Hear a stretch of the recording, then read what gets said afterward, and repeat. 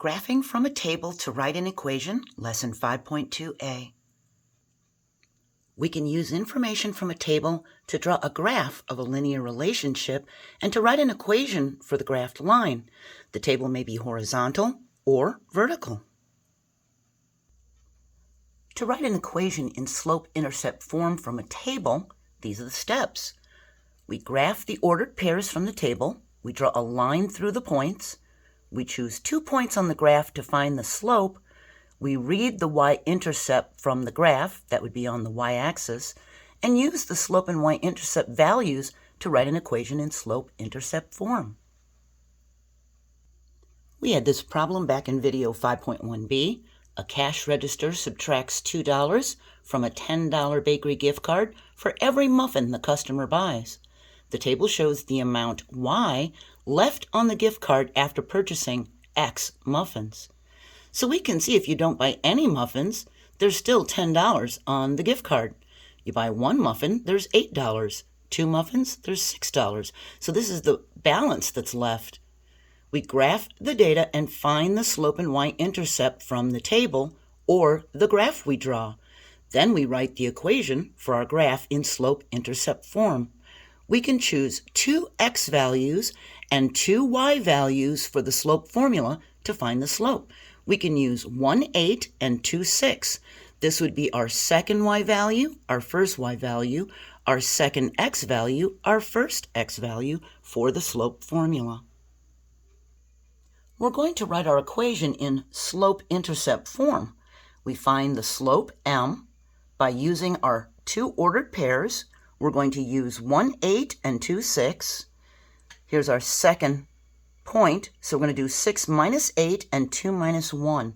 That's going to give us a -2 over a 1, or we can write it as -2 for our slope. B is going to be 10. That's the y-intercept, where the line meets the y-axis, where it intersects it. Our equation is y is equal to -2x plus 10.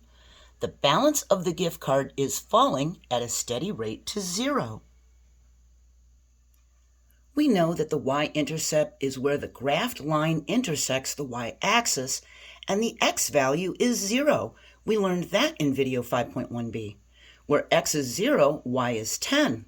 We can write an equation in slope-intercept form by choosing 2 points from the table to determine the slope, and we can use 0, 10 for our y-intercept. We can choose this value and this value. So we would have 2 minus 4 over 4 minus 3. We get a -2 slope, and b is the y value where x is 0, so we know our y-intercept is 10.